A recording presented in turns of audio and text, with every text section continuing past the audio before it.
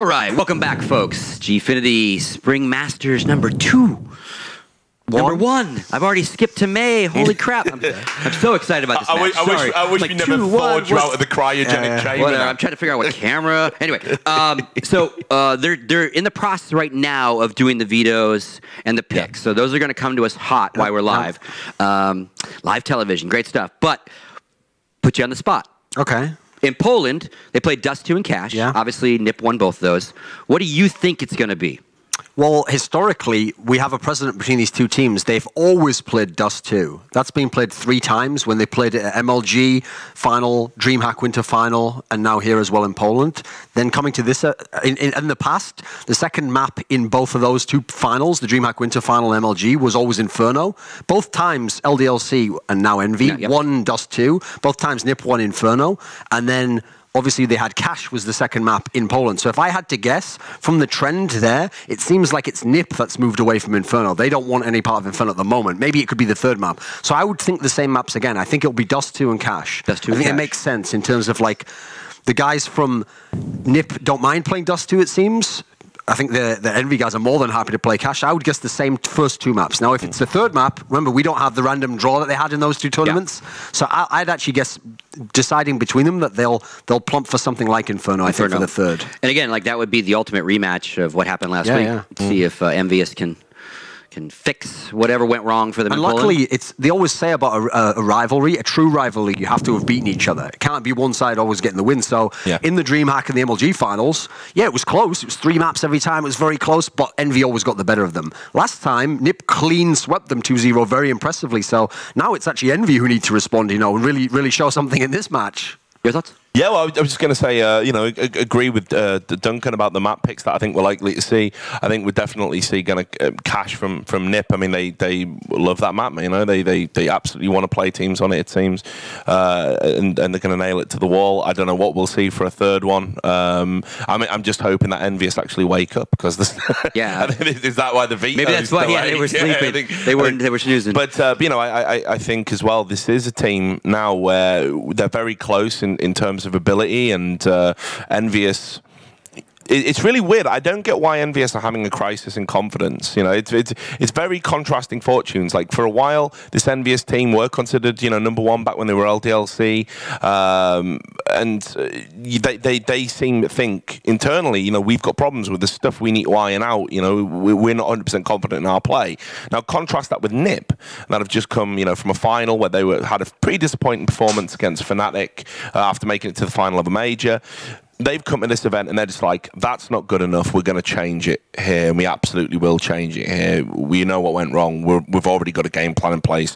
We're going to step it up. And they're like, if we don't win this event, we're going to be ashamed.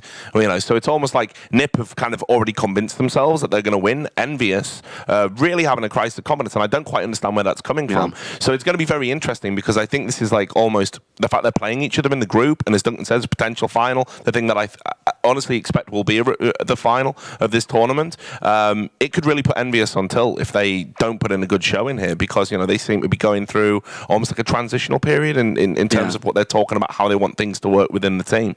So very interesting. I mean, this is an important game. I know it's a group stage game, but this series is hugely important within the context of how both of these teams are going to go on and do for the rest of the event. And we haven't talked about it, and I'm not pressuring you guys for like predictions every game, but one of these teams you guys think is going to win this whole thing? Well, these are the number 2 and number 2 and number 3 teams in the world, and the number 1 team isn't here. So these are the 2 best teams available, and I would say actually, if one of them wins this tournament, that would probably decide that ranking. Like, I have Nip number 3 at the moment. I would probably jump them to number 2 if they won this tournament.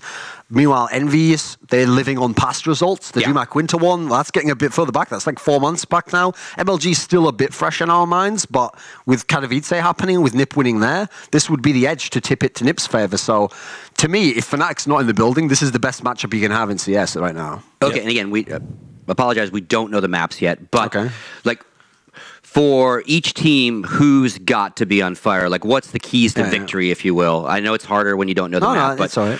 what do they got to do? For me, when I've seen, the way the dynamic always played out when these two teams played before was that NiP would win these magical rounds where they were the underdog, but somehow they'd win every 2v2, every one-on-one. Somehow they're like the clutch rounds, the really important ones, they'd get this amazing round win, and that's what would keep them in games and win them maps. Meanwhile, the Envy guys, they would win games and beat NiP by just winning the rounds where you just destroy them completely, like you 5-0 team ace them, or you just like put up a brick wall on CT side, they can't get into the site at all. So there was a really obvious dynamic there. But now what's interesting is in Poland, it was NiP who did that to EnVyUs. Suddenly NiP just ran over them completely and there was no game almost. So the real dynamic I'm looking for there is I feel like if you're going to have those clean sweep rounds for Envy, it has to be Shox on T side. He has to have his amazing, because if he entry frags, he can be the best entry fragger in the world. He has the most insane skills. So when he has his entry fragging game on like that, that's when the team who were the best in the world at one point, you know.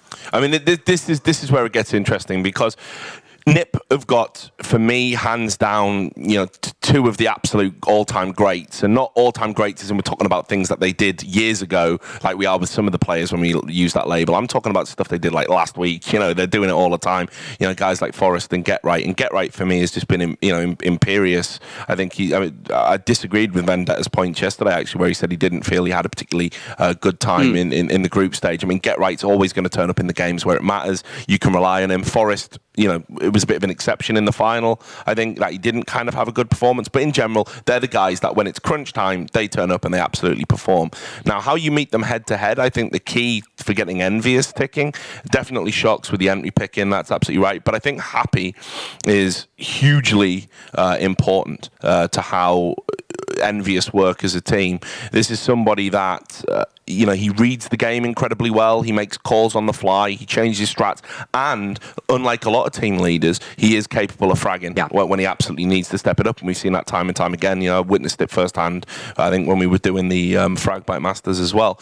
So I think if he can actually find that level where he can read the game, he can break down NiP's tactics very well, and he can deploy the people that he needs to. He can send Shox to the sites where he knows they're going to get picks, and then they can push and swarm all over them. So I think it's going to be a very interesting matchup. It's going to be perhaps a bit more tactical than some of the games we'll see here that are going to be a bit more frag dependent, which is strange because these two teams obviously have very comprehensive fraggers within it. So I think it's going to be a close matchup. I mean, like getting on to predictions.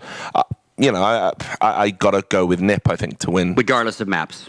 Regardless, we don't know where. Okay. Yeah, but regardless of the maps, I think just in terms of form, until the maps turn up, obviously, we can't talk too much about it. The specifics, I think it'll be a great series, but I just feel like NiP are in a much better place mentally. I think they've just had a final out in Poland. I think NiP are going to be looking at this game. Here it comes. Here it comes. We're going to make a statement of intent. So bring it to me, baby. Go on, get on. Bring it to me, baby. Oh, okay, I'll give it to him. Do you want me to pass around here? Yeah, I do. Have a glance first? You can do it. You can talk about it. No, go on. It's funny. It's actually interesting. It's an interesting, so we have to figure out there. Okay, so map 1 is Inferno. Yep. And that was picked by EnVyUs. And Dust 2 is NiP choice. Third map is Cash. Okay. So again, you called it. Different order. But those are the maps. Yeah, we got the 3 maps you expected. Just so we know the vetoes, EnVyUs got rid of Nuke. NiP got Emirage, and NiP got rid of Overpass and Cobble. So here's what's interesting, Scott. In theory, EnVyUs, you remember there used to be a big thing online where I always would say EnVyUs think they're the best team in the world in Inferno, but they're not, because they would keep losing these key games. And Happy would even say, like, every time they'd win a big match, he'd be like, Thorin, I told you we had the best on Inferno. Just like that, right? Exactly like that. Yeah, yeah. I thought he was in the room. That was good at the time there, yeah. Jesus. So anyway, but the last 2 times they played NiP in those 2 finals, that was the map they lost, was Inferno. But they've gone back to it now. Now they take... Listen, if they lose this series, they can only blame themselves. They're going to the map that they've lost to NiP to twice. Admittedly, when they had Makalele. That wasn't when they had Alu now. So I think it's the right choice. I think it's a map that they should, on paper, still be better than NiP on. But... is it because they feel confidence in their own game? Is it because NiP's gone away from Inferno? Because NiP played Inferno against not only Fnatic in the final, close loss, but they played against TSM in the second map of the round of 8 in Poland and got utterly smashed on it. So I feel like that's the thinking in the Envy camp. Is like, okay, it was a strength of ours, but we know at the moment maybe it's weak with the Alu lineup. Maybe that's the key that's changed what it was like, because Makalele used to be pretty good at picking on that map. So I feel like that might be the decider there. Because they lost to Fnatic on Inferno. Inferno. Okay, let me ask Richard first. Do you want to change your prediction? No, I still absolutely feel that Nip will take this 2-0. So, 2-0? Okay, great. Because with those maps, Inferno, Dust 2, those, for me, are the two best maps for Envy. So I'm going to go... I agree with you. I'm going to go Envy 2-0. Put it this way, right? Nip, it's interesting that Dust 2's come up at all, because every time you talk to Nip, they're like, we can't play Dust 2. They absolutely don't want to, you know, they'll do all they can to avoid playing that map. You know, they put in a lot of work on trying to get better at it, but actually, they don't like to play top teams on it. So I'm very surprised that that's there. But even with that said, I don't know, there's just something in the way that Envy seem to be approaching the tournament currently at the moment in terms of mentality. You know, like the great teams can always overcome the great teams when they play them. That's what defines you as a great team. Okay. If you give them too much respect, you're going to get caught out. And I think EnVyUs are almost a little bit like, they seem a bit antsy, a bit nervous about going into this game. I think Nip, on the other hand, they don't really have that much, you know, what's the word? Like, you know, they're not afraid of any of the any of the teams here. So I think that map. I mean, you're right. Inferno is going to be the deciding factor in it. I think because you know Nip haven't had some. You know, it's not like a sterling solid map for them, and it is the opener. But I think if Nip win that, I think 2-0 is a good shout, in my opinion. And again, looking at the Poland results, if I'm reading this right, these three maps between the two teams are the only three maps either team lost on in Poland. Obviously, like you said, TSM destroyed Nip. So that's kind of interesting. And obviously, we only have 7 maps, so obviously it gets played a lot. You're going to win or lose it, right? Here's another factor as well that's interesting, is that Nip have repeatedly done this trend where when they play an EnVyUs or Fnatic, they tend to somehow map pick so that it always goes to the favorable maps of the opponent. I don't know why. I don't know what it is. Somehow they always seem to give the opponent like 2 of his 3 best maps, or sometimes all 3 of the best maps. But Nip's also sometimes won some of those series. Like they beat Fnatic at MLG on Fnatic's 3 best maps. So I'm not saying that Nip can't do it. Nip's an incredible team and they have this magic about it. But I'll always bet, Scott, on cold, hard results over magic. Yep. Yeah, you're never... So I'm going to go with 2-0 Envy. You're throwing it out. And Richard's going 2-0 Nip, so... I like it. You guys want to just put some money on it? The war begin now. Can we do that? Think of the kids, Scott. Think of the children. Can I see some ID? Yeah, we're going to have to. I mean, I totally get what you're saying there, man. I hope it's... I almost hope you're right in a way, because I want EnVyUs to get back in the mix. I really do. I think as a team, I love them. I've known Shocks a long time. I agree with you. I think on his day, he's as good as anybody that's ever played the game. A fantastic, rifler, fantastic entry picker. But I don't know. They're not firing on all cylinders yet. The EnVyUs era hasn't really got kick-started for me, and they're coming up against a Nip that just seems so resolute in that, they've already made up their mind that we're going to win this tournament. I also think a key factor as well is when I see EnVyUs sometimes lose and not play up to the level, I look at their players, I'm like, this should be the best team in the world, When that doesn't happen, it tends to be against like a Fnatic. That's the sort of team. So I feel like against Fnatic, maybe they do have the mental block, maybe they get intimidated. But actually in general, I thought when they lost to Nip in Poland, they just got outclassed. It wasn't that they were intimidated and they all broke apart like that. I think they just got outclassed. Happy played terribly. Yeah. The maps that were their choices went against them, So I feel like they have confidence against Nip. I don't feel like they think Nip have better players than us or should beat us. So that's why I think it should be a competitive series. But that's why I was highlighting Happy as the one. Obviously you can make all the puns and all the jokes about his name as much as you want. But the point is, because he's the caller, if he starts playing bad and he starts not making the kills and the wheels come off, you can see him get more and more introverted. He almost physically shrinks. He's a diminutive character to begin with. Even you can push him around, I think, Scoots. I might be taller than him. But he starts to go within himself. And of course, if your caller does that, if your caller takes his eye off the ball and starts getting affected by things that are happening in game, then that does filter through the rest of the team. And that's why I think he's so important. He has to be, no matter what's happening to him on the scoreboard, he's got to be communicating and reading the game, because he reads it as well as anybody. Yeah. And that's why for me he's going to be hugely important in dictating how EnVyUs go in this tournament. And I agree with what you're saying. I think when they come up against big teams, there does seem to be a little bit of a mental block. Not TSM levels. No. Not TSM levels, but it's there. Well, what's interesting about what you're saying there is that that's actually one of the rare qualities that happened in Poland that we've never seen before. It's not that they lost and that they lost the semi-final. These things have all happened before. But the whole kind of title that people gave to Happy was like, oh, he's the player where even when his team does badly, you know, like when they'd gotten smashed by Fnatic, he always was top fragging. So that's why everyone kind of called him the best fragging in-game leader, because it's like, okay, he'll get his kills no matter what. Well, in the series against NiP, he was terrible. Yeah.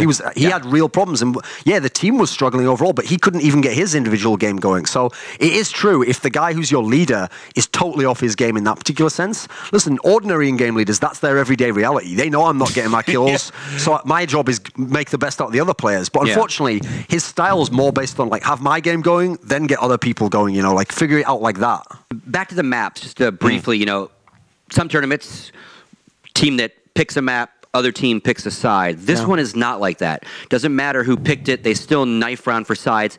Doesn't really matter on these 3 maps. These two teams who start where. Interesting about the history of these 2 teams on these maps. Okay, so Inferno, we both know that's a super CT-sided map, and especially in that meta when Fnatic and EnVy, well, they were LDLC at the time, were dominating. It was by getting the 12 CT rounds. But Dust 2, interestingly, okay, this is a map where people can get a lot of CT rounds, but the 2 times they played in those 2 finals had almost identical storylines. What happened was LDLC at the time, now EnVy, started on CT side first. They only got 6 rounds. So you think, well, that's terrible. Both times, they got 10 rounds on T side and won 16-10, 16-9 or something. Like, it was 16-10, 16-11, I think. So let's see if that trend continues. Like, will their T side be where they completely dominate? I mean, that's one of the areas where they're the most scary, actually. On T side, their style of playing, how good their players are, they can get entries anywhere on the map. Going to totally shift for a second as we're still waiting for teams to set up and all that. But we're talking about maps. Okay. Valve yesterday. This was announced while we were having our issues. Yeah. That out of the active map pool goes Nuke. Yeah. Into the active map pool comes the new train. Thoughts on that? Well, I'll chip in first while Duncan looks very thoughtful there. I mean, for me, I think it's a huge shame to lose Nuke overall, but not in its current state. You know, I think we've seen that. And it was interesting because I had a conversation with Vendetta about it, and I don't know if you overheard it, but Vendetta actually said, as far as he's concerned, teams just need to get better tactics on T and practice the map, and that's the only reason it's become so CT-sided that people are running. Everyone's just avoiding it, not playing it. People are just running the same strats, trying to avoid it, hoping it's going to go away, and just hoping you get CT first if Nuke does come up or whatever. And we've seen all these 13-2s and 14-1s, and it has got to the stage where actually Nuke was entering into the same territory as Aztec, Cobble, but the old original Cobble, where it was just, if you got 3 rounds as T, you were in a position to win. It was golden, right? Yep. So I hope that it's being taken away with the view to rebalance it, because Nuke is a classic map. I don't want to see Nuke out of the map rotation. I'm sure Valve don't. Anyone who's been around Counter-Strike a long time, that is a staple go-to map. Absolutely. Some of the greatest games and greatest series in Counter-Strike history have involved Nuke. I'm very interested to see Train come back, though, because that was a map that it got pushed out in Source because actually nobody wanted to broadcast it because it was dark, it was murky, there was clipping issues, it was so many, it was quite a buggy and glitchy map. So it kind of just got pushed out. Nobody really wanted it. But actually, it's a map, again, think back to some classic 1.6 series. Train was definitely an amazing map in 1.6. I'm really looking forward to seeing that come back in, and I just hope Nuke can fit back in alongside it at some point, and hopefully Train is. Yeah, because they fixed there's a new version of Train. I don't know if you guys have had a chance to play it, and it's much better than the first CS:GO version. Is it still perfect? No, I think the outer bomb site still a little wacky. Inner is much more like the 1.6 Inner now, which is great. And like you said, I think it was definitely one of my favorite 1.6 maps to watch. I'm hoping that the professional players can embrace it a little bit more, because every time a new map comes in, we always go through the same debate where pro players say they shouldn't be in a competitive map pool and they reject it. And because of Valve's omnipresence and everyone wanting to kind of be in that circle, they're like, well, it's going to be at tournaments, guys. It's not even up for debate. And that's why they're active doing it, so they force play to then tweak it even more. So right? I'm hoping that they embrace it rather than just going through a phase that they did with some of the other maps, just trying to veto it out. We don't want to play it, And I think it's going to be good to see Train back, but Nuke needs to. I mean, Nuke needs to. I got no problem with 8 maps in the pool. Nuke needs to come back. I think I have a totally different perspective on this, because I thought you might. Oh, that's good. It's about time we all don't agree on something. I hate the way this debate is framed as being about balance, right? Okay. The way you balance CS is by having maps which favor terrorists, maps which favor CT, maps which are in the middle, and you make a balanced map pool pool so that all styles can work. But that requires that some maps be very CT-sided. You don't want every map to be where every single time it's 8-7 to either side, you know. That would actually be imbalance. Like that would mean that like it doesn't matter who's even the better team. I'll tell you the teams who don't like to play Nuke. Teams who are bad on CT side. Now CT side's the dominant one, right? Sure. The reason why teams that are bad on it don't like that map and say it's a bad map is because what happens is they can't get very many T side rounds. That's incredibly hard. Then they can't even hold on the CT side. Teams that are really good on CT side and have a few good T rounds, that's an amazing map for them. And so as a result, if you play that team, you know they're going to get that on CT, and then you can't stop them when they're on the T side. The reason why we need really CT-sided maps, as a couple of the maps in the pool, is because that then allows someone who's a really great CT team to show dominance in that particular fashion. And then if someone gets 5 rounds on T side, that's amazing. You know the context is that that's actually that's very, very hard. It's not actually, it's kind of for the birds, this idea that every map should be 8-7. That's like the people in StarCraft who think that like every map has to have an equal win rate between the races. No, you just have to have enough maps in the pool. In the pool, exactly. Each race has a chance. And I agree with everything you're saying there. I don't think the 2 points we're making are necessarily mutually exclusive. But I think when a map does get to the stage where it's like I say, you're always seeing a 13-2 or a 14-1, you've got to think about it not just from a competitive perspective, but also like spectating perspective. Who wants to watch that? I mean, seriously, it's awful. I like to watch teams who are really good doing what they're really good at. And I know this is what I'm talking about. You're a purist. You've seen you make the same kind of arguments in other games that you study. But for me, I think you need to retweak it. There has to be an element there where there can be a 10-5. There can be a 10-5. I don't think that currently that's there at the moment with Nuke in its current form. And maybe that is because of the teams a little bit and the players a little bit. But ultimately, that map. For me, it does need a slight revision. There's things you can do to it. There's tweaks you can make that's going to make it more viable competitively. The bigger problem to me is the idea that you have to take the map out and replace it, because that map has things in it specifically that are only in the CSGO version that make it even more CT-sided. Like in this world that we're in CSGO, we've actually managed to create a nuke that is more CT-sided than 1.6. And to me, it was the most 1.6 because getting T-rounds was so hard. So we added features like, as a CT, you can run through the vents. Before, you had to slowly climb down a ladder and move through a vent slowly. So as a result, if I take the lower site, at least I have like time to plant the bomb, time to get in position. Now they can just run straight down and come through. Same as the secret area, allows terrorists down. That would, in 1.6, would be totally broken. That would make it not a T-sided map, but it'd give you lots more T-rounds. That hasn't really fixed anything. Then you add in that at the moment we've got all these problems where so many of the weapons favor you on CT side and help you a lot. So I think it's the game that has the problems, not the map. I love the design of the map. I would rather tweak certain things on the map. In fact, that's the approach I think if I was Valve I would take, is have these maps and have like a version that pros test out and give you feedback on. And the idea is you don't do these things that they do now. They either do a radical buff, radical nerf, and then leave it like that for 6 months. No, tweak it. Tweak it a little bit. Let's see where that goes. And then we'll know, it's kind of like cold reading, like, are we going in the right direction here? Okay, that seems to be making sense. Eventually we'll get to a good place from that gradual testing. But at the moment they tend to go extremes. And your thought process is very similar to Lurpus's, because he's of the he's of the mindset that doesn't matter what side you start on, you have to play the other side. And that's what balances the thing it here. out. It's not like we're saying that certain teams can just never win this map.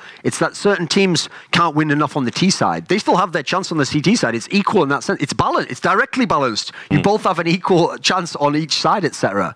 The problem here is that, it's the idea that every map should be an 8-7 map, which is a lot of that comes from newer people who haven't played the game very long, and they're thinking of like League of Legends type balancing. But don't we see that? Don't we see that in a lot of games? But it's different in CS. We don't really have that. It's not really that sort of imbalance. That is a very good point to make. I think a lot of people don't realize there's inherent balances or checks and balances in the game. Like for example, if a T side is harder, that's why they've got the AK with the instant headshot. The guns themselves are in a balance. The economy is in itself in a balance, and when the curveballs come in is when a gun suddenly becomes ridiculously overpowered, like the Tech 9 currently at the moment. I'll give you an example, Here's a historical example in 1.6 of how balance existed.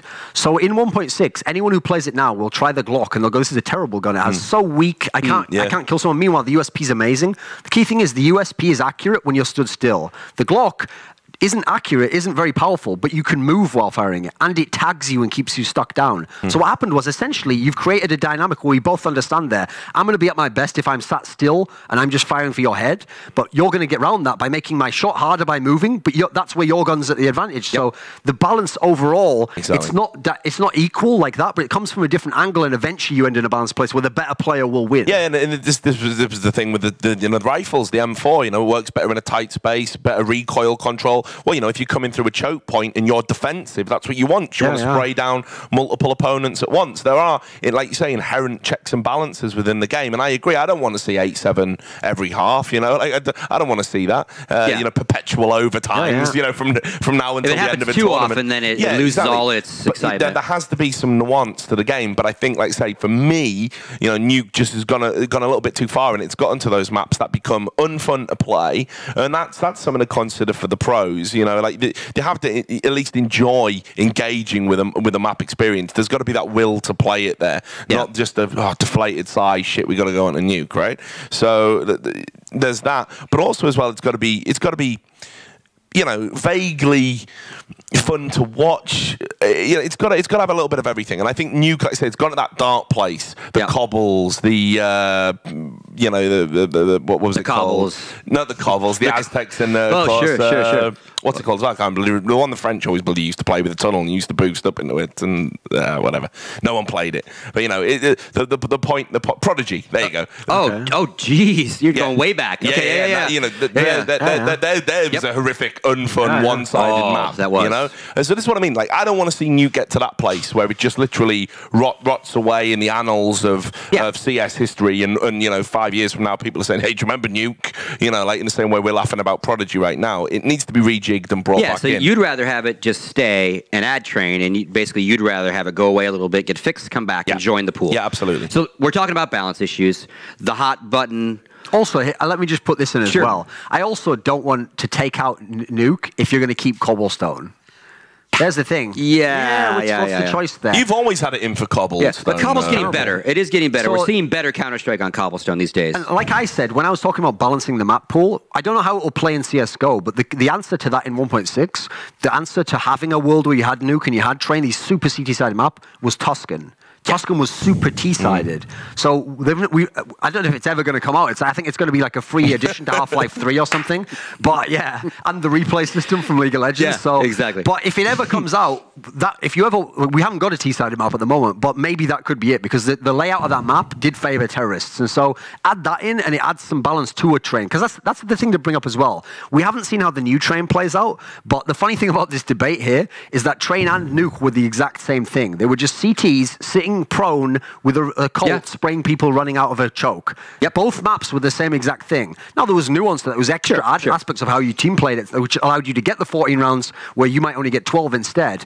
But it's not like Train was some T-sided map that had a lot of play on both halves. So I want to see how the new rejig works. That's also why I'm not as sold yet, because I want to see, okay, show me that it's not the same thing yet. Okay, we have to try it out to find out, but I'm not sure that will balance the map pool on its own, but we'll see. Yeah, that is a good point. Okay, so map balance, and now let's switch to weapon balance. You were talking a little bit about weapons, but let's talk about...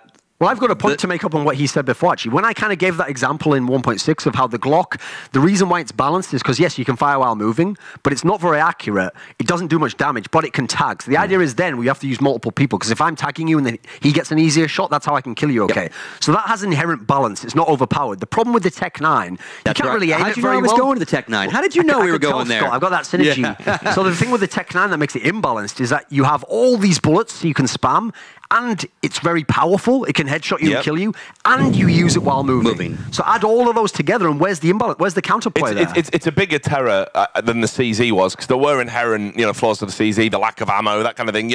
Tech 9 is like, it is ridiculous. In fact, I would go so far as to say it's as imbalanced now currently in the game as the Deagle was in Source, where we used to see Deco rounds. You would have a buy, just buy Deagles, win a Deagle round, round, and then they would buy Deagles, they'd win a round, and you would get stuck into this, it would just be who broke first. The Deagle was ridiculously overpowered in Source for the longest time.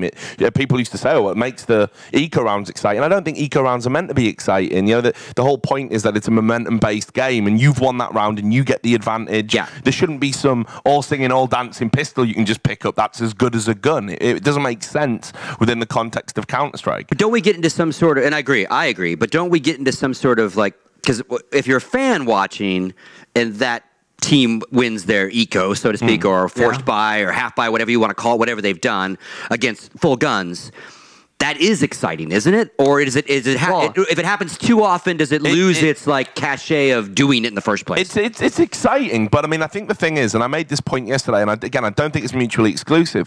Obviously, everyone has access to the current guns. Yes. And I know some teams are like, the Tech-9's going to get nerfed, and then when Fnatic won, everyone was like, he's had more kills with the Tech-9 than he did with the rifle. It's disgusting, and I don't agree with that. I think you use the tools that are at your disposal to win tournaments, to win games. But that said, it's a Tech-9 round. What's going to happen on an eco? You've got all these guns in the game. They should be situational, and they're not. It's never been situational. There is an optimal amount of games, and this did happen in 1.6, where there was never a reason to buy a shotgun in 1.6. It never happened. There was never a reason to buy a P90. There was never a reason to get a pistol over another pistol. You had the Glock for the reasons Duncan highlighted. You had a USP for the reasons highlighted. So why is the Tech-9? It's not so much that you need to necessarily nerf that gun, although you do need to nerf that gun. Yeah. But you need to bring about situational benefits for the other guns in the gun pool, and that hasn't been there yet, and that's for the pistols specifically. They need to change that. And I always use the example of back in the day, Complexity in 1.6 and their Deagle play. Yeah. It was an expensive spend to go for it, but they were one of the few teams that had a really good chance of winning that round, and that would turn games around. But not everybody could do it. If everyone can do it, then it kind of loses its thing. So, but if they mess with the Tech-9 like they did kind of the CZ, won't people just kind of jump back to the CZ again? Well, the problem it is still powerful. The problem is when they brought in this Tech-9, this added thing here, the Rec 9. They inadvertently reverted some of the nerfs to the CZ. So listen, I use the CZ when I play. I don't use the Tech-9. Okay. The CZ is still very powerful. Absolutely. Essentially the only nerf it got now, once they reverted some of them, is when you bring it out, the animation takes longer. A little longer to all pull the out, other stuff's still there. It's still a very, very good weapon. It's true. If you nerf that, people would still use it. I think both guns have to be addressed. Okay. At the moment, one of the big problems is we live in a world where a Colt headshot does not kill you, but there are something like 4 pistols that a headshot kills you even with head armor. Well, the pistol costs 500, 300, whatever it costs. The problem, what he referenced there, I think that does highlight a problem with the Tech-9, that in the final of ESL 1 Katowice, they had this stat before the final began that said in the tournament, Olofmeister had 26 AK kills and 24 Tech-9 kills. Notice it didn't say rifle kills. This is T-side anyway. Sure. But he had more, essentially, a guy who at the time was playing the best CS on the best team, which had only lost 1 map, was playing the majority of their buy rounds, had more kills with the pistol you buy when you don't have a rifle. That is such an extreme stat that doesn't tell you the story, but it's certainly heading towards there must be something wrong there. It's Exhibit A in a attack on. Basically, why it's it needs to be nerfed. a guy has been found with blood all over his hands. He's a dead body. I think we might consider him a murder suspect at that point in time. Maybe. So the Tech-9 is at very least should be taken to trial. Yeah, absolutely. And look, I think that's a very good point that I haven't even picked on. There are all of these pistols that do these headshot kills, and there's always going to be one that you're perhaps going to favour over others, and players going to have personal preference. But like I say, when everyone on a pistol round is 5 Tech-9s, because they know that whenever you get into that situation, that's not a good place for the meta game. And to answer the question that sparked all this, isn't it exciting for the fans? Well, it's always exciting for the fans when your team has got a chance of winning anyway. Yeah. That's the nature of the game. But for the neutral that wants to see it, I don't think so. I think it's another. Well, it's like you said, you should be rewarded for winning that pistol or the gun round, It's a momentum-based game. That's at the core of what the game is about. That you get rewarded for winning rounds, and that snowballs, and then it becomes a harder effort to overturn. And the money system is built around this, right? So it almost breaks the inherent money system of when you get rewarded for when you lose, when you win, how you break money. Yep. So again, big stuff to be addressed. Again, I know. Map balance, gun balance. It's always going to be a debate. I know Valve are aware of it, and like I don't want to come out and beat the. I'm cutting you off, bro. Oh, okay. Yeah, we're done. We've talked about this. Yeah, I'm getting the queue. The casters are ready. So again, just final 2-0 NIP. 2-0 EnVyUs. 2-0 NIP. 2-0 NIP. Where are you going? You can't I back am out the neutral host. I just want good Counter-Strike. I'm going to say 2-1. He's maybe doing He knows that Europe wins anyway, so to him it doesn't matter which side of it comes out. I'm going to say 2-1 EnVyUs. Oh man, I'm going to be so smug. Oh, you are? Okay, we'll see. That being said, again, we're getting ready to rock and roll. Main stage. This time, we got our boys Semler and Vendetta bringing you the action. We'll be back after the first map. For a second there, I thought he said that we'd be back after a short break, and I was like, oh, okay, that's all right. Yeah, that's fine. The fear started to set in. We're all right, guys. Yeah, exactly. We're all right. No break. We did have just a little bit of an issue with the PC, but that's been sorted out now, so Happy should be back in the game, and we should be able to get it underway. First map, though, Ben. First map.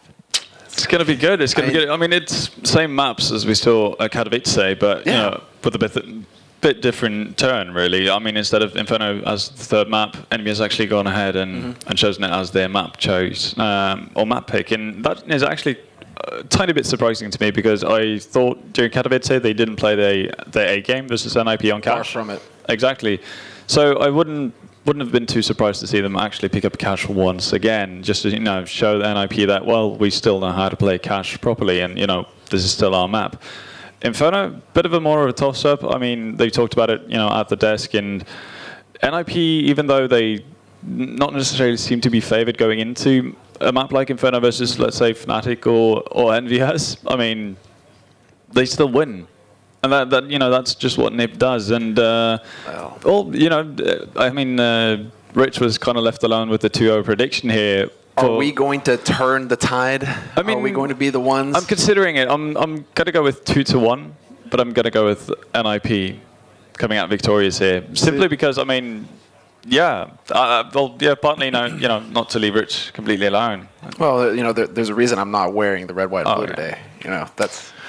I had to put it on the side because of what I'm about to say, right? I think that NIP are going to win it as well. Because I don't think that Envy, it's not a game sense, it's not a strat sense, it's not a frag sense. I think it's a confidence sense. I think that this is a mental check for them, being able to play here. That it's these maps again. I think it's a mental check for Envy because I know that right now they've been going through a lot of soul searching. Just trying to figure out. Listening to the comms at Katowice, listening to that semifinal match. It wasn't Envy that you were listening to. It was some frustrated team that just couldn't seem to gel, that couldn't seem to come together. I think that's been the main issue right now for Envy that they've been working on. So that there was definitely a reality check there, and they're like, okay, there's got to be something that we can do. Yeah. So now going into this best of 3. I think NIP are solid right now, that they are right where they need to be. They're very confident with Alu. He's meshing well with the team, and that kind of confidence is going to translate into the game. Whereas Envy, if there's any kind of doubt going up against a team like that, if there's any kind of doubt, it's just going to be like throwing eggs against a wall. It's not going to have an impact. It's just going to make pretty colors. It's not going to be fun. Yeah, and I mean, you talked about it. It might be a confidence issue, and I actually think that might be part of why we see Inferno being picked instead of Cash from Envy, and maybe they don't feel confident enough to actually bring it to NIP again, on Cash, and they got get an easier route, right? Yeah, exactly. They got completely trashed, and we're gonna get a bit of a map overview here of Inferno. I mean, it's the staple map of CS:GO. Yes. That has to be said. So nothing unsurprising for most people, and it's actually one of the few maps that hasn't been changed all that much as right now. I mean, the biggest changes are pretty much making apps wider and that type of thing. No, it's been quite exactly like maps wider, but now you have like that box on a site that you can wall bang through. Things like that. Just small shifts here and there on the map and how the map works. That's all that really has been necessary for Inferno. It feels still a very choked map, and some people would say that it's too choked. These small passages. Actually, I agree. I would agree with that wholeheartedly. Apartments, banana, mid, second mid. Like it's all just these narrow passages that you're going to get funneled into. So sometimes that can be frustrating. That does lead to more CT-sided play. But I think we are joining it up right on time for the knife round. So we're going to find out who's going to get the start on the defense and who's going to start on the offense. And of course, that's going to be Envy right now on your T side. It's just a straight up shank fight. They aren't wasting any time at all. I mean, I'm actually quite sure, it's a minor detail, but Forrest obviously didn't pick up any armor. Obviously that wouldn't matter, 99% of the time, but if you're actually aware of it, when going into it, you can actually do 2 slices and a stab instead, and that would be a quicker way of actually killing people in a knife round than, you know, the 2 stabs. But, you know, no, there's no actual, you know, visual indication as to whether or not someone has armor on them or not. Well, the plays are real from Envy side at least. 2v4, and they managed to come out ahead and actually win that knife round. So they'll be swapping over, not wasting any time at all, getting onto that CT side. As we've been saying, this is a CT-favored map. You know, Thorin as well. You know, it's just like very CT-sided map. We should have. This is a map that you expect to see 11-4 on for the CT side. 10-5, 11-4, somewhere around there, if things go well for the defense. Yeah, but that's the thing, because I'm not sure if that is actually going to be one of the necessities for this game. I mean, I feel like both teams know how to play the T side efficiently enough to actually pick up loads of rounds. And yeah, this is the type of matchup where you can't really say that, well, I think Envy needs 10 rounds to have a shot, because they could get 8 rounds on the CT side and still be able to pick up 8 rounds on the T side. They're just that good. Does make it a bit tricky. I think. Yeah. But normally, yeah, it's a CT favored map, obviously, and what we're used to seeing, you know, the very best Inferno teams actually picking up, you know, everything from 11 and up in terms of CT rounds. But I don't think that's going to come into play in this game. What I think is going to be the most important thing here is going to be the capture of momentum. Who's the first team to really pick up steam and start getting rounds on the board, getting frags on the board, get things going their way. I think that's going to be the biggest thing here, the make or break moment, basically. Yeah. Because Envy, you know, like, we're not saying this lightly. I think that they are suffering a little bit of a confidence, you know, crisis of confidence right now. So to be able to get up and go against, you know, their arch rivals NIP, they're going to need a strong start. So the fact that they do get that CT side, bam, if they can lock down a site, just annihilate NIP, just win a very clean pistol, that's going to be a fantastic start for the Frenchman. Yeah. And I might have to go and put the tie on again. And what's going to be exciting for me to see is that obviously if we, you know, take the last time Net played Inferno, you know, in an offline situation, which was the Katowice finals versus Fnatic, you know, it was Alu to get things going, and it was pretty much Alu carrying them through that Inferno game until the CT half, where, you know, more and more people started to chirp in. But it's going to be interesting to see which player, or, you know, several players from NIP actually managed to get going quickly for them, because I think, you know, they need that to actually stay in the game. Very fast play here from MBK, actually. He's going to get stopped before he can actually get into that room to get confirmation that there are players in second mid. All he has to go off of is if he can hear the steps, if anybody walking up there, happy. Falling asleep a little bit there. But yeah, basically MBK getting confirmation. I think Olo probably saw his Red Bull. Like, I need to take a second here. Yeah, right now it seems like Nip posturing up towards the B take. And Envy are actually stacked up pretty nicely here with 3 players. Yeah, this is exactly where they need to be right now. Quick trade of frags, but there it is. That's the turning point. NIP getting that extra frag. Kyoshima somehow still alive. They were attempting a knife. 4 players still alive. The bomb has been planted, and NIP attempting a knife kill on the 3rd player there. GetRight just peeks out and annihilates Happy, and it's NBK, the last man alive, still trying to connect with this P2K. But all 4 members for NIP are here. They are ready to take this fight. And it's not looking too good here for NBK. At this point, he's just looking to get a little bit of extra money, 300 bucks per frag. Just go ahead and pad your pockets, but that's not going to happen. Alu, he was done with it, and NIP will get that strong start. Yeah, just a very solid one. And I'm actually surprised at a certain point, actually, when they left the last enemy member behind new boxes there, they seemed like they would, at a certain point, were just going to let him live. Toying with him, yeah, right? Exactly. Yeah, like just fry back chasing him with a knife. But eventually, yeah, they do manage to take the site, and that was actually really well done, because Envy had guessed correctly. They knew that, you know, such stuff is about to happen towards the B bomb site and stacked it up correctly, but it's hard to really defend, you know, instant headshots. It's very difficult. Exactly, like instant headshots walking around. You know, just a second's hesitation, that's all you need when you're NIP. They get up onto that site so quickly. Yeah, and what you've seen so far, or what you can see right now, is the fact that EnVyUs have bought up, obviously, with Armor and CZ, but they've also bought smokes. And what you're going to see is basically Envy funnel more and more smokes in towards that B bomb site, and kind of try to funnel NIP in towards one bomb site. And they've done this for quite some time. One thing that always strikes me as weird is the fact that they normally stay with 2 people on the B bomb site. Well, they do manage to get a bit of the crossfire going there. NBK catching Freiberg. He's still holding an orange. Just get it, another kill, and he's still alive. This is perfect. Exist, got to find that angle. NBK pre-firing, or pre-aiming rather. Not going to connect with the shot. This is what Envy is famous for. LDCZ, they're here. They're looking really good. Alu will finally remove Happy, but there's the flank coming in from Kyoshima, trying to keep him pinned down. He stops that bomb from getting onto the bomb site, and we're into a 2-on-2 now. But Exist did manage to take out Shoxy, who was pushing up onto the bomb site. Kyoshima does get the parting kill and the double as well. About as close as you can get it. But Envy with the 4 CZs and the 5-7, they make the difference. Yeah, and this is something Envy has done for such a long time, and it's always confused me as to why they want to stay with 2 people towards the B bomb site if their idea with the smokes is pretty much to funnel people in towards A. And you'd imagine that NIP were actually aware of the fact that, well, they usually stick with 2B. Because, I mean, yeah, if you've seen Envy play, that should be an easy tell to go towards A, because like their stack is not even a real stack, it's just a default setup really on the A bomb site. So a bit confused as to how NIP hasn't seen that previously. And obviously, you know, Envy.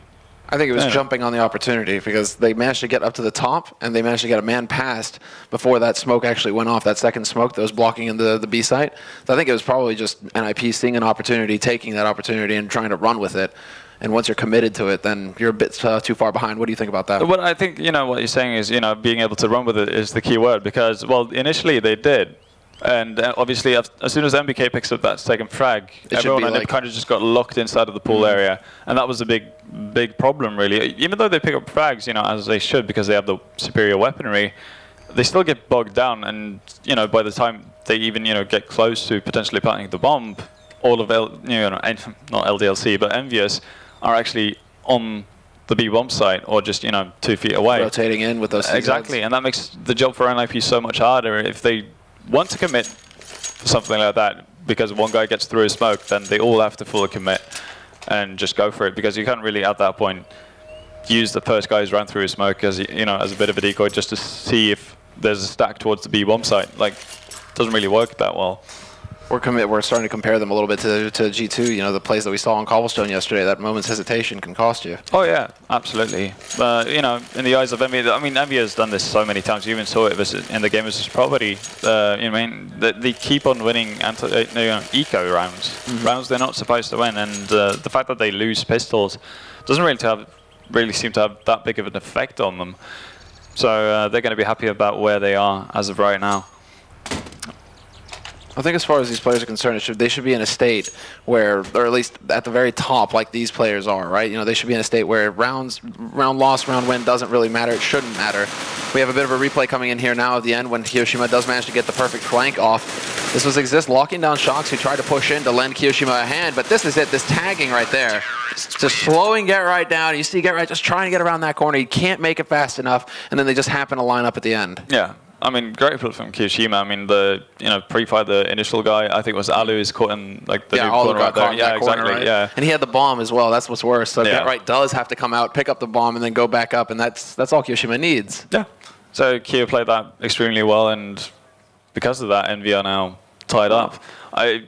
What's curious to see is whether or not NIP do decide to force up in the following round. I mean, that's it. The finals, you know, was Fnatic at Katowice. It was basically just like force buy after force buy after force buy, with everyone, you know, the team actually having the lesser advantage. It seems like that's the theme of this tournament as well. Like, you know, they lose a round. Well, okay, what do we do? T-side, Tech 9 armor, just go for it, man. It's all good. Close your eyes, hold down mouse 1. I mean, but it usually works out. That's kind of the feel, right? That's kind of the feel. A couple flashes in, a smoke, and then, you know, the work is done practically. So I wouldn't be surprised to see NIP just go straight back into it, turn it into a game of chicken, see who's gonna crack first and go for the eco. Yeah, and you know that, you know, it might not be the exact right phrasing of it, but, you know, if you want to play a game of chicken, I think Envy are probably the easiest team to actually have join in on that, because they love to force buy, even though, you know, they're not quite at CIS levels in terms of weird force buys, but you know, they're getting there. They're getting there.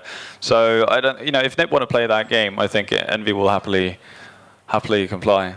Yeah, I think both of these teams really stand a chance for it. I mean, hell, I was trying to put it in there a little bit. You know, LDCZ, like Envy are famous for that. The CZ, like that was it. That was their tool at DreamHack Winter, at least. You know. Yeah, you know, that's how they won a major. They do it again. Yeah.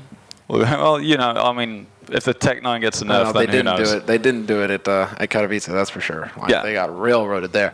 So I think that's the main thing here. Is that it's good to see that already both of these teams are just swinging all out at the beginning of Inferno, because this is going to set the pace and set the tone for the rest of this best of 3. Because following that up, you've got Dust 2, who Nip seem to be very comfortable on that map now, and then Cash. But you know, I'm sure that Happy, you know, they still wake up, you know, shivering at night, you know, screaming, you know, please no, like don't take over mid, not mid, because NIP every single round they just took control of the map and went with it.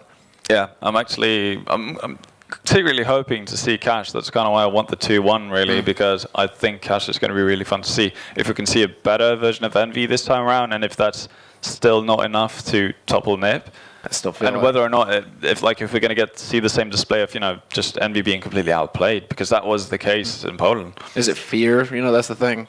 I mean, it felt like, you know, not outright fear, but it felt like watching that semifinal, there was this hesitation going on Envy's side. Like they didn't know what they wanted to do. It wasn't inherent. Like not like a DreamHack Winter where they were just walking around stomping people. Everybody seemed to be on the same page as far as that team was concerned. Everything was going well, but it was just a complete role reversal at Katowice. And that's what they're having to battle back from now. So they get into this match, and it just so happens, you know, less than a week ago, right? You know, okay, these guys are battling in the semis. Here they are again in the group phase in another best of 3. So was that enough time? Just a few days. Was that enough time to start working out the kinks? Oh, hopefully. If you're Envy, that's what you're hoping for. Envy fan? Yeah, exactly. Means I have to go back to the hotel and and get my tie, though. A lot of the times it could be, you know, you caught them on a bad day, or it's just minor things that actually is very doable to actually sort out within, you know, a matter of days. Obviously, it's something different to actually apply to your game, but yeah, I mean, they've definitely identified what went wrong during that semifinals versus NIP. It's a mentality thing, I think. It's a mentality thing. But right now, I'm wondering actually what's happening as far as where we are. PC higher. Is it MBK's PC? Well, I thought that was Smith's earlier, because Smith was bringing up the console. Oh. Okay, so it's an issue with Mumble, guys. It's an issue with Mumble. So, is that just on Envy's side, though? I guess maybe Mumble everywhere. Could be. I mean, we're in any plagued, case, man. We're plagued. Yeah, yeah. If it isn't one thing, it's the other. We started for the day really well, though. Yeah, we had quite a few breaks so already. I know, guys. I know you love breaks, but we're trying to just spread them more evenly out out of the day. Yeah. But yeah, I mean, really excited to see how this match plays out. I think, you know, regardless of how this, you know, chicken game that we're about to see really is going to play out, I think it's going to be a tight map, regardless, because, you know, obviously one of the teams that will break eventually, and I think it doesn't really matter who it is to break first. I think they're still going to have a really good shot at coming back into it, either, you know, later on in the first half, or just at the second, you know, get off to a good start in the second half. Yeah. I mean, really, dude, I think what we're going to do is we're going to actually take a short break and figure out what the hell is going on here. So, guys, we'll be back in about 5 minutes' time with our first match of this best of 3.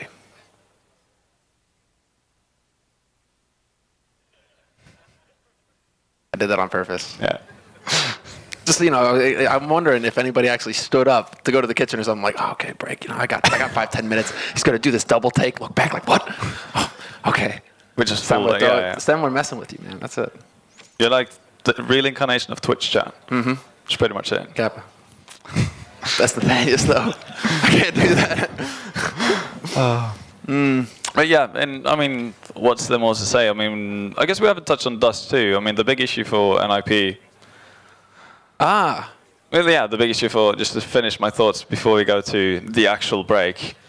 I mean, yeah, the thing that worked out really well for NIP Katowice versus Envy was the fact that their double up setup was extremely effective. That's true. Forrest was hitting some sick shots. Oh, as yeah, well. Forrest was playing absolutely amazing. And, you know, Arlo, it necessarily didn't fill up the stat sheet, but, you know, he gets the frag where he needs to and basically make sure that NIP doesn't have to unnecessarily rotate, that type of thing. And that's absolutely massive, but, you know, it won't show up on a scoreboard. So, you know, Envy's job is going to be really how they're going to work around the double up setups from NIP, and if they can actually find a gap in Nip's armor. I'm curious to see as well if they're going to if they're still going to be on shocks using the AWP on Dust 2, or if they're going to turn to Smith and unleash the beast there, or if that is literally just for the double AWP play for Envy. So we are going to take that break, I think. So guys, for real this time, short break. We'll be right back. All right, welcome back, ladies and gentlemen. Apparently, we can catch a break. So we're going to go into the game now. Apparently, they have sorted everything out, so we should be able to go. And we should be able to transfer into the game, and we should be able to go with this because, you know, they're kind of just sitting there. So, and we are just sitting here, and all of you are just sitting here, and everybody's just sitting around waiting for this game to start. And there we go. Into the game we go. Match should be unpaused momentarily, and we're going to get into the third round of this match. Team EnVy versus NIP, second best of 3 of the day, the winner match of Group A. And there we have it, the magic of freeze time going away, then. Never to be seen again, please. Okay. You know, knock on wood. Yeah, exactly. And, you know, as we talked about, it's going to be the game of chicken. NIP just force buying up directly. And the buy coming out of EnVy isn't all that impressive. 2 FAMASes, an AK, 5.7, and a Nova. A Nova. Yeah. I mean, we've seen the Alu do the same kind of thing. I mean, it's not like it's a bad gun versus anti-eco, no, versus an eco at all. But, you know, I still don't think it's the optimal weapon choice, especially with how good the pistols are now. Weirdly enough, NIP has actually opted not to go, you know, full-on YOLO mode with the Tech 9s, and actually gone for P250s and a couple of nades instead. So they definitely have something set planned for this. I'm just curious to see where they want to go. They only have 3 smokes, so I wouldn't be too surprised if we're going to see a B execute once again, basically just smoking off both, you know, entry from spawn and the coils area. Mm-hmm. And it seems like, yeah, you can see slowly three members from NIP are just wandering around in banana. Yeah, starting to set up, it looks like. Seems like Get Right is just doing Get Right things. Yeah. Which is, you know, run around, try and draw attention to himself in this case. But this is definitely to get EnVy to focus over here. Get Right going to launch himself out through short. Is he going to spot the headshot? No, he will not. Kyoshima finds him instead. And now the push begins on the other side of the map. It is going to be that B push, and NBK is getting 2 kills with the Nova already. Then that's not even this. Happy. Happy just obliterates him. Yeah, that one. What I wanted to say was, and that's not all. Happy is still here, right? So already NBK, that's what, like $900 per kill? So that's what, 1,800? Yeah, I mean, loads of money for MBK actually, and they handled that pretty easily. I think Get Right obviously wanted to get more out of that than what he did, but the execute from NIP wasn't that effective. But obviously, it's hard to really avoid shotgun pellets through smoke. I mean, it's hard to know where to jump in that case. So it was, yeah, just a solid ult from EnVy. And already, you know, the game of chicken is over, because now NIP decide that enough's enough, and they're actually going to do one proper eco before they actually choose to buy up. As far as they're concerned, it's supposed to be EnVy who are the ones forcing up in this scenario. Instead, Shoxy's going to get dropped down to around half HP, so that's some good damage done to him initially already to start. Yeah. Just looking to get anything out of this. This is a hard eco from NIP as well, so just Glocks, not even a P250 to be found. So curious to see if they're going to be able to overwhelm, but this is all about just drawing the attention over to this A site once again. But this time they're committing a few more guns to the task. Get Right is not going to be the only one here. Instead, Kyoshima's going to find Forrest, who's trying to fall back, and NBK is already pre-firing through the smoke. He sees it coming, but then the push down mid here from EnVy as well. They're just going to box NIP in. It turns into a slaughter. This is the blender. Exist is already managing to pick up at least 1 frag, but that is all they will manage here. So very clean anti-eco round coming out here from EnVy. Yeah, not much of a loss really at all. Only Smith's dying. On the other hand, I mean, you can expect much more from NIP just going a full eco. This is going to be the most interesting round, though, obviously. First buy round, or first proper buy round, really. If you don't, you know, exclude the pistols. And NIP have been able to buy up fully with smokes, and nearly everyone has 2 flashes as well. So we're probably going to see a slow execute coming up from NIP. And I was hesitating for a second there because I thought that NBK would actually hold on to the Nova in this situation. That would have been a bit ambitious, greedy, perhaps. I think definitely greedy would be the right way. Yeah, that would be a lot of money, but if they come rushing at you, you're not going to be around for long. Only really JW who can pull that off with the Swag 7. Now, this is something that we do not see every day, however. This is actually really cool. Not really sure how they, like, who they're gonna, you know, sacrifice pretty much, but the idea is that one of the players actually show themselves to the point where, you know, if he dies, he dies. But NIP are definitely not going to expect the second guy around to be there, but it seems like they've actually gone away from it. I wonder if Forrest actually caught that. He caught that smoke. There you go. Smith does manage to make it out in one piece. He does get tanked down a little bit, but Forrest, the timing there, he does manage to spot that smoke. But that smoke goes down at a good time. 35 seconds left in this round here. NIP are quickly running out of time. Shoxy with a great pop flash in, takes out Get Right, but Exist blinded, takes out Smiths. It's going to be down to Kyoshima now, who peeks out and drops the bomb carrier over on Arch, and that is a big kill right there for EnVyUs. They're going to be able to really slow down the NIP push. It seems like NIP have managed to get control of short and get control of pit as well, but Shoxy's only temporarily given this up. He's waiting on the rotation to come in here from his mates. Oh, and that's a big opportunity lost there for Forrest. He could have easily picked up one of the rotators. Instead, he actually goes down to MBK. Now, a lot of this has, you know, it's pretty much on Freiberg here in pit. But this is doable. I mean, he's got a solid position. Oh, and he almost gets the double spray. Takes out the first one, could get the second. He drops him down so low and nearly takes out Happy as well. Freiberg going way too close to pulling that off. A 1v3 clutch would have been huge for NIP. That would have been massive, and you know, just one more bullet from any of his teammates actually onto either Keo or Happy there would have done it. Really. Unfortunate for NIP, they do get the bomb plant though, so it's not all lost, and they will be able to buy up again. And you can see the heavy focus on picking up smokes, and this is obviously because they want to execute, you know, properly. They actually want to push up once they actually decide to go. Curious right now, it looks like there is going to be, they're changing up their smokes as well for the B side. You know, they're a little bit too late there to block off the bottom, so what they do, they just change it up. And this is actually being used as a bit of a bait as well, so I do like these changes in strategy. Get Right has got to be kicking himself right now. That's 2 rounds in a row he gets caught by that pop. That's a problem. And then a nice little flash in there. Smith gets them to line up, just doing the damage. They're not going to be able to pick up the kills, but still getting the information. And now Shoxy rotates in on short. It's just turning into a crossfire, a series of crossfires here that NIP are having to deal with. Freiberg not going to be able to return the frag onto Shoxy, but he does spot out Kyoshima crouching in the corner, and that'll be a good kill there. 2 kills coming in for Freiberg. And he is the man, I mean, he is the man you can count on. In these kinds of situations, he just turns up for NIP nearly every single time. Yeah, now, you know, the hero from the finals for NIP, Ali, it's his time to shine here. Did get the bomb plant though, so that, you know, that's already secured money for NIP for the next round. That's the important bit, really, that bonus 800. But right now he's going to be in a bit of an awkward spot. Crossfire situation, and that's almost like 3 angles at that point that he has to watch. You know, the smoke both sides and then short behind him. Very difficult position for himself to find, or for him to find himself in. But still, you're right. He gets that bomb plant out of it. That bonus money is going to go a long way. And NIP are just going to keep pressing the issue really as long as they can. As long as they're going to get a bomb plant, they're just going to continue to buy. Because this way, well, you know, they're not exactly keeping EnVyUs money low, but, you know, they're keeping them under pressure, and they'll always have the potential of actually picking up a round. And again, a different strategy here from Envy as well at the opening, at the beginning of this round. Happy with the peek. Is he going to get another flash in? He has to hear the steps. They don't check. They check too late, but Forrest does get the kill in time. Way too close, and they even make it out in one piece. NBK taking some nade damage. That was just silly. And then the push through, a great flash, completely blind, and NBK not able to line up his spray. Double entry frag for Exist onto the B site, and NIP, every member is still alive. They will get the bomb plant, and they will secure this round.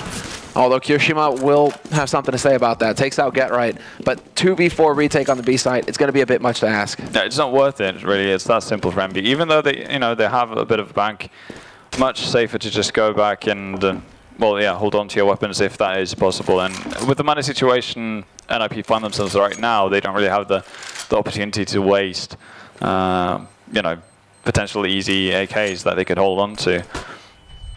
Instead, they're making use of the nades to try and check these angles. Shoxy's going to, well, he's finally going to hunt down Forrest. You killed by in-game later. But yeah, I mean, again, that was a bit of a weird round because it's simply, like, Envy had loads of situations where they actually should have come out ahead. Happy should have definitely had the frag onto Forrest that side of B there. And then, obviously, Exist does a great job popping through the smoke and actually catches one of the Envy members off guard. But MBK, he definitely had a very easy job compared to his teammate to actually pick up that revenge frag on Exist. And with that done, you know, already it's down to a 3v3 instead. No, I mean 2v3, which is more manageable. Oof, man, that is just so clean there by Kyoshima and Shoxy, both peeking together, double peek, and two guys from NIP just walk right into it. This is end of days here for NIP. If they lose this round, their money is going to get reset. Despite them staying alive with a reasonable number of rifles, they can't really afford for their money to turn into a jigsaw puzzle quite yet, or a seesaw. You know, it needs to stay level. It's just going to slow things down, going into the rest of this match. So for now, it looks like bit of a cheeky smoke coming out here. Unhappy. Is he going to find the angle? They're literally right on top of each other. Is this going to happen? Forrest, man. Okay, then. How does this play out? Forrest, the sleuth, the sneak. He's managing to get in here. Smith, however, is holding this angle. He's going to catch him off guard. Happy just turns around, but it's not fast enough. That is, I mean, we do have the benefit of, seeing this with X-ray and all that. It always looks so awkward. Of course, right? It's like, oh, does he see? Does he see? I mean, no way for it. That was just perfect. I mean, Forrest still getting the kill onto Smith. I'm wondering if Smith that was like the moment that he unscoped or something along those lines. But Alu now with only 15 seconds left on this clock to actually get a bomb plant. He's getting boxed in. They know exactly where he is. HE's going to go the wrong way, and Happy, he will get his third frag of the round. A solid run from EnVyUs once again, and yeah, as you said, NIP's money situation not the greatest, and with not even getting a bomb plant, they're just going to have to go with base stalls once again. That was it right there. That round being able to get reset, flipped over. I mean, they now are down to like what, 1,400. They're going to be around like the 3K mark if they're investing a little bit actually. So they're just evening things out, seeing if they can't get lucky here. But Kyoshima, again, I'm liking this from Envy, man. They're switching up their defense on the B side. They're switching up their defense on the A side. They're becoming very difficult to predict as far as NIP are concerned. The NIP are not going to know where to look. But there's going to be a quick arch push here, trying to capitalize on Smith and the AWP, and Forrest is going to connect with the headshot. Kyoshima will catch Get Right lurking. Get Right, this is just not his day in apartments. He's getting evicted round after round. I do get the bomb plant though, so even though they're going to most likely get cleaned up here, it's only Freiburg left. Still very good round from NIP. Mm-hmm. Absolutely. And actually, one of the things you mentioned, EnVyUs, changing things up, round by round. We went and seen a couple of different setups of how they want to play apartments and that kind of stuff, and it's really caught Get Right off guard. He actually hasn't been able to contribute with anything at all so far. And that really needs to change if NIP wants to, get more TE rounds, because right now, Shox and Kyoshima are basically just, having a happy time covering that area, and they can actually happily just clear that out early on, and then, feel safe about rotating, so they don't really have to feel that pressure towards the bomb site. It's a bit distressing to see Get Right with only one frag on the board as well.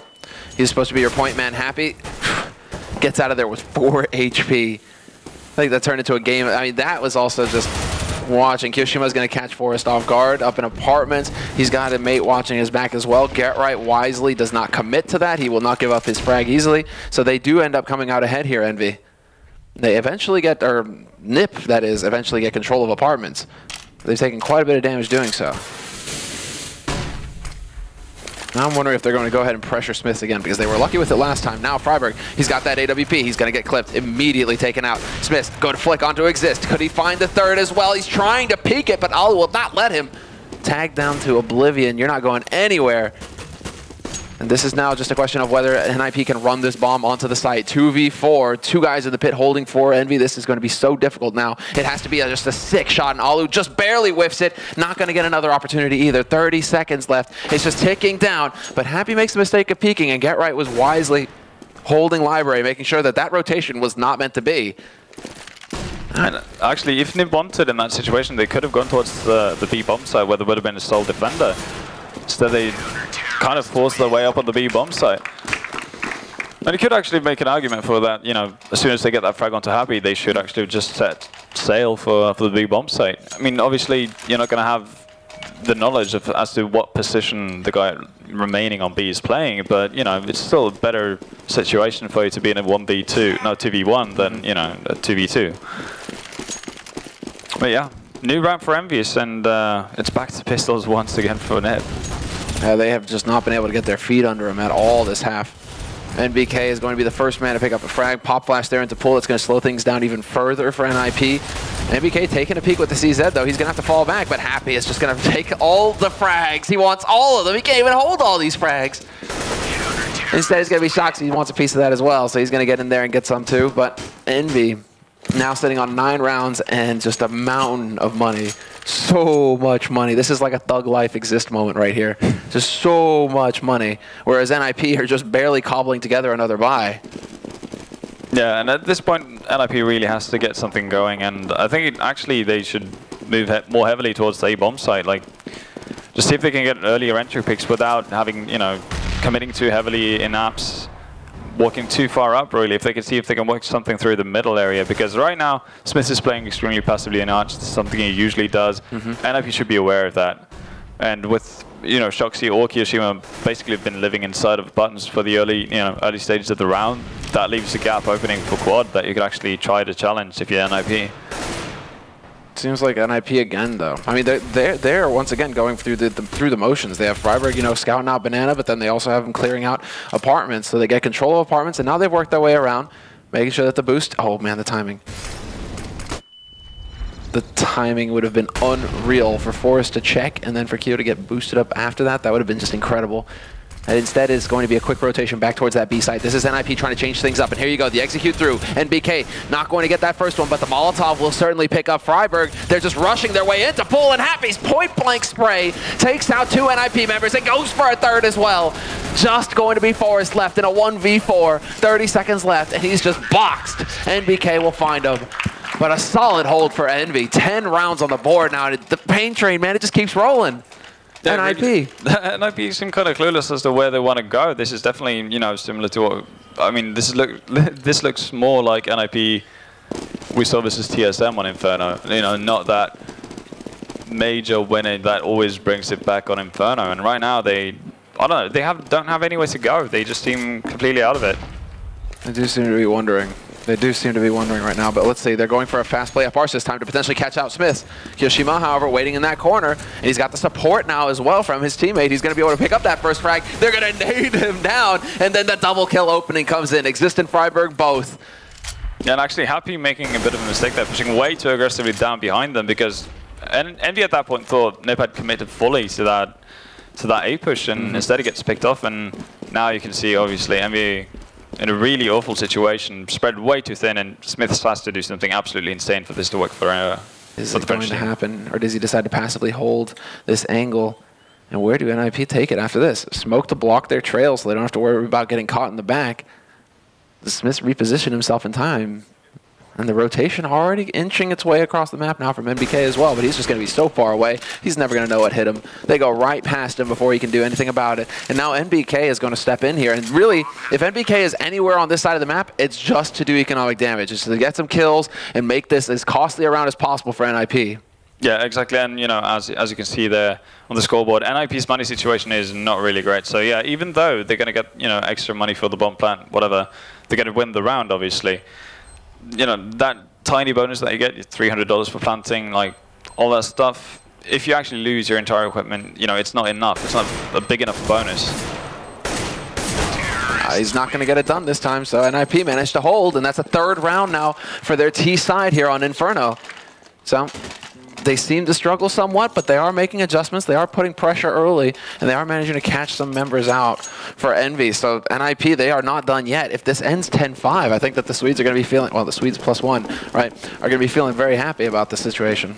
Oh, they have to be there. And actually, this is actually the first time we're going to see Alu actually having the money to buy up with an AWP. Yeah, you're right, on the actually. T side. So maybe that also could be a saving grace for the Swedish team. But again, they do take their time with it. They're going to go ahead and clear out apartments this time, but then they build off of that with the AWP. So the shift is coming. This time around, however, Kyo not wasting as much time with this boost. So let's see if Alu is actually going to check it out if he realizes, because for now he's going to get caught by Smith.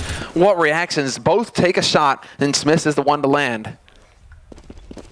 But GetRight's got to be feeling pretty pleased about this right now. He hasn't died yet, Ben. He's still alive. Yeah, trying to draw as much attention towards the A-bomb side as possible, and it's actually working out really well. Happy again, having rotated way too early. That leaves NBK all by himself.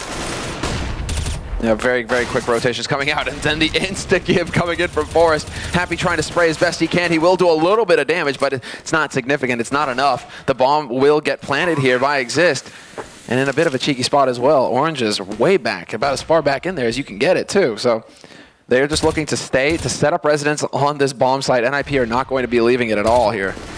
4v4 retake coming in, but there's the initial frag. Smith is waking up. Does not manage to pick up the kill into Dark, but still, they've got him boxed in at this point. Exist, blind, not going to be able to stop it. Another kill comes in. Kirishima is going to find that one. And Exist gets cleared out, and man, NIP just cannot hold. Envy, they will have the time for the defuse. No, they won't. Wait, yes, they will. I thought for some reason that they were like, they actually took a second there to get somebody on that bomb. Oh yeah, and again, there was a bit of a wonky afterplan really from NIP's side. I think definitely they could have done more to actually play off of time. Get Right definitely committed too hard. I mean, I think it actually would have been okay, regardless of where the plant actually was. I think it's okay to let 1 or 2 pass by through main there after he picks up that first kill. Ooh, that flash, double spray for Happy. Nearly gets a triple as well. And they are just trying to keep up the pressure here. Freiberg just pushes relentlessly through, trying to take that peek. He gets spotted out, however, and now it's going to turn into Duck, Duck, Goose. Smith is here, and he gets the spot. I mean, the flank works out perfectly. And Envy, they're on their way to a near perfect half. It's looking very likely that we're going to get a 12-3 here. 1v4 finish for Get Right, and he's getting boxed as well. There's nowhere for him to go. He has to go forward. This is it. But there are 3 members for Envy staring down Banana. There's one. Pop flash out as well, but it's not going to be good enough. NBK will cut him off, cut him short, and it's going to be a 12-3 end to the half here in favor of the Frenchman. Yeah, I mean, to me, that was more of a poor T half from NIP than a brilliant CT side from Envy, and that's not to take anything away from EnVyUs, because obviously they did the correct things in most rounds. I mean, actually the few rounds that NIP picked up, it's mainly because Envy got too aggressive. You saw Happy, pushing down Banana, getting caught out, and the second round on B, actually they didn't win that, but that's what gave them the opportunity, with Happy rotating way too early over towards A and leaving MBK all by himself. I mean, yeah. NIP seemed kind of close as to where they wanted to go and what they wanted to do, and they got stuck in the same track really for a lot of the first half. I think what was real rough as well is just how little of an impact Get Right was able to have up in Apartments. Yeah, eventually, he stopped going there. Yeah, for a while. They forced him out of Apartments. He just wouldn't even go up the stairs at that point, because he doesn't know if he's going to get pop flashed again, if Shoxy's just going to come around the corner, or Kishima's lurking in bedroom. It just never seemed like he was able to get his finger on what was actually happening up there. So now we have to see if he's going to be able to change things up somewhat here, if he's going to be able to lock down that portion of the map. But for now, at least, we go into the second half here, the pistol round. NIP now swapping over to the CT side, and Envy will be on the offense. They will be the aggressors, and they're just going barreling up mid until that smoke goes down. Perfect timing there from Get Right, and they are going to stop short. So now change of pace, change of direction. Do you agree with this, Ben? I mean, yeah, from Envy's side, that's definitely the right move to do. I mean, you don't want to run through smokes at pretty much any given point, but especially not in a pistol. NIP though, they've actually stacked up on the B bomb side, so they should have a really good chance actually to hold this off.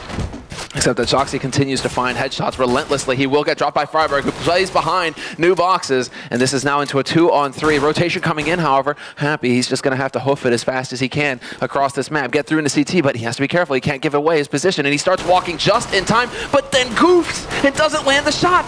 Alu's going to get caught in the crossfire, though, so they do manage to stabilize, and this is now so even between the two of them. But that was a big opportunity there for Happy to just tomb Alu right off the bat and keep the pressure up. Instead, now it turns into this waiting game, because Nip are just sitting on the bomb. They have the bomb at their feet. They don't need to peek. Get Right is just holding in Banana, and there's Freiberg. He takes out Kirishima. That instant headshot. Happy, not going to be able to turn in time. He needs to get this kill instantly, and he will. Burst fire to the face. Freiberg is very low on HP as well, and he's going to get found. Happy does it at the end. 1v2 clutch scenario, and he pulls it off. Envy, they get that start once again in the second half. Yeah, they get off to a great start, and I think that should have been Nip's round. I definitely should have think that should have been Nip's round. I'm actually surprised that Get Right didn't actually connect with more shots. Agreed, on Happy yeah. there. Especially because Happy went out to clear towards Banana and actually kind of halfway turned away. when GetRight came back, and that should have been an easy kill for GetRight. GetRight can be at times a momentum player though, and maybe, you know, the rough start that he got to begin with is affecting his play somewhat here. That was a very nice crossfire though over at Arch, but then NBK steps in with the UMP. He's gonna get 2. GetRight and Boiler taking a bit of a peek, not gonna be able to pick up the frag, but he's done significant damage to Kyoshima at least. So that's gonna slow down Envy a little, or rather, that's gonna slow down Envy a little bit here. He eventually goes for the repeat though, and Kyoshima gets revenge. Now just Freiburg and Forrest left alive for NIP, trying to spread out to figure out where is this bomb, because they haven't seen the bomb yet, actually. So this might be a little bit confusing here for the Swedes. And they're accepting to play both plays on the same bomb site, which is, you know, I guess if you want to have a shot at actually winning the round, that's probably the best way to go about it. That was a thing of beauty right there, though. That combo, HE Nova shot.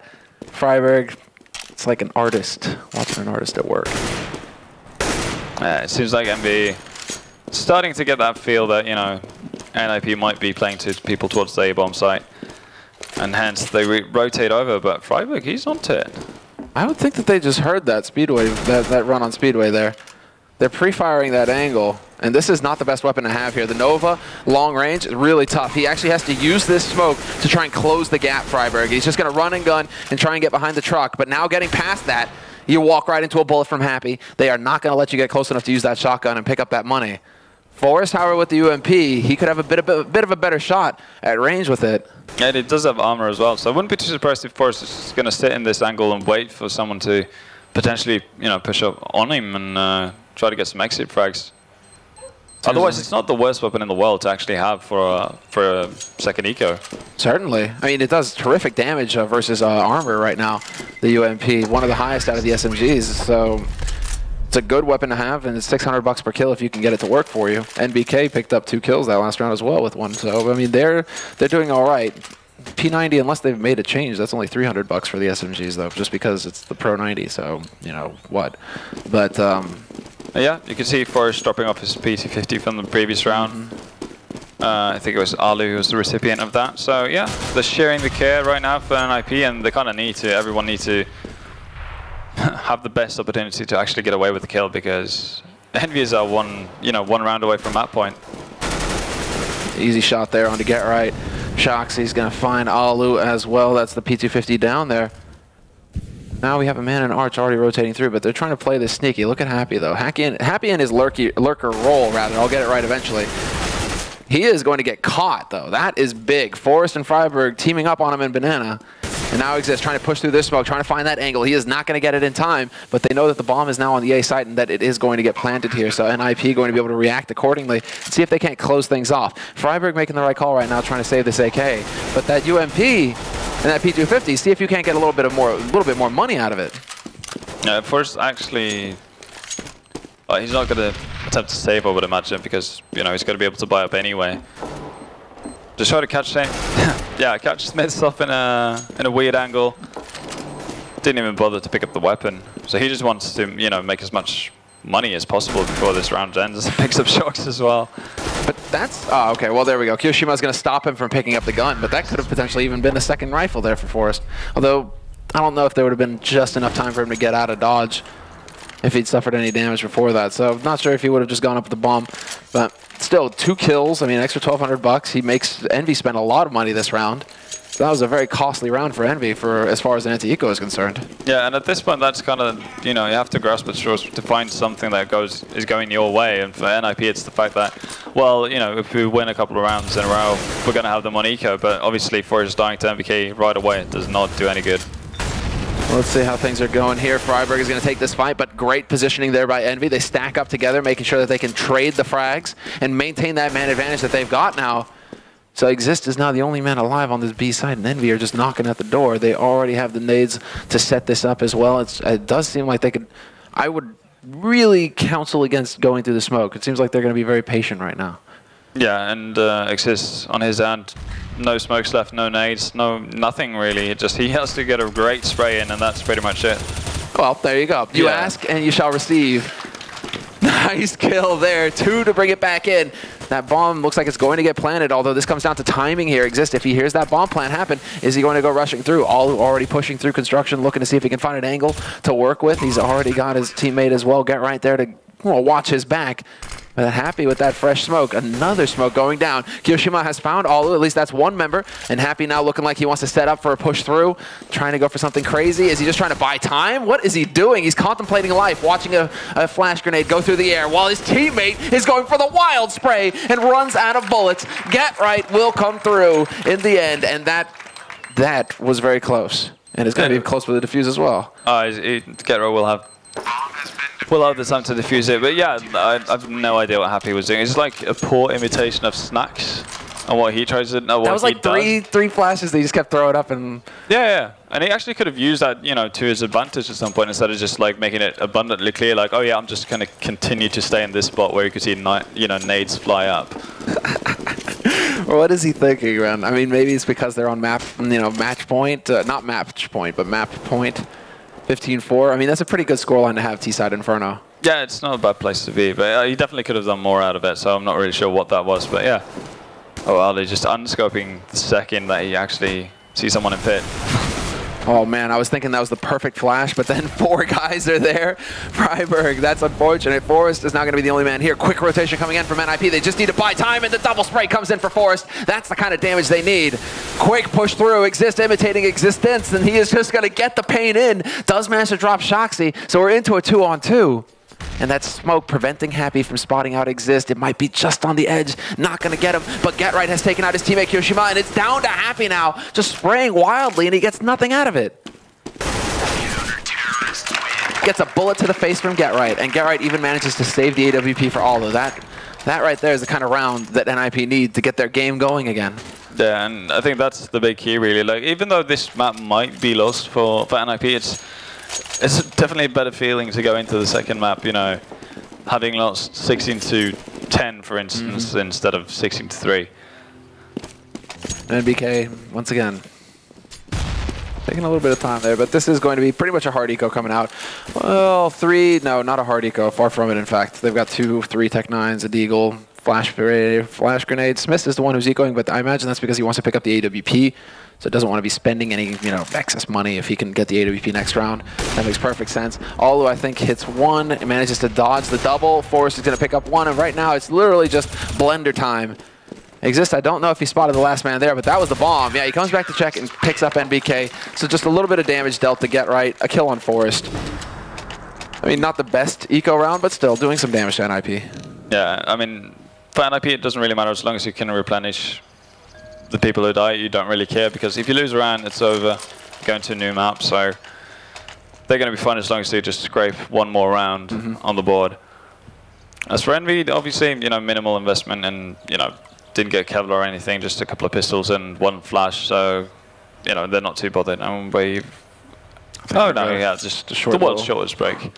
Yeah, I know. They're just keeping us on our toes, man. See how many breaks we can fit into 1 map. Yeah, and prior to the game started, we talked about Alu, how he was, the man who actually shined the brightest for NIP during the finals versus Fnatic. Right now, he's having a really hard time actually getting his game going.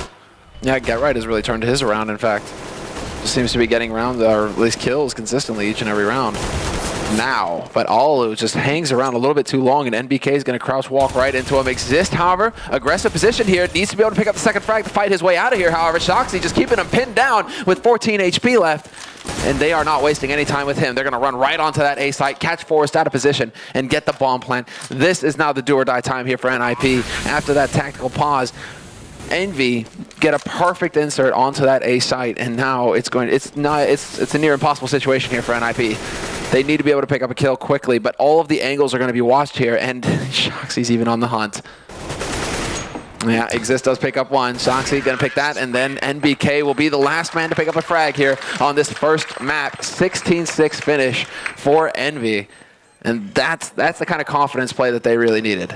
Oh yeah, for sure. Like, if they were having confidence issues prior to this game going into, facing NIP, they're definitely, that's all gone by now.